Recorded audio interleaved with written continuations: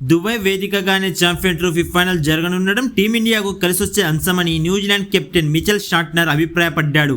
ఒకే వేదికగా మ్యాచ్లు నిర్వహించడం ద్వారా టీమిండియాకు అదనపు ప్రయోజనం కలుగుతుందనే వ్యాఖ్యలతో మిచెల్ షార్ట్నర్ ఏకీభవించాడు.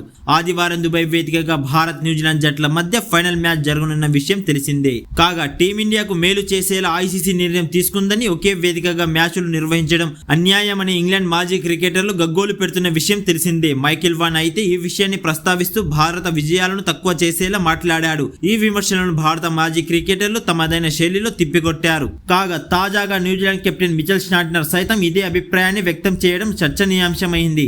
టీమిండియా అన్ని మ్యాచ్లు దుబాయ్లోనే ఆడడంతో అక్కడి పిచ్ కండిషన్స్ వారికి బాగా తెలుసు. సహజంగా పిచ్ కండిషన్స్ ఫలితాలపై ప్రభావం చూపుతాయి.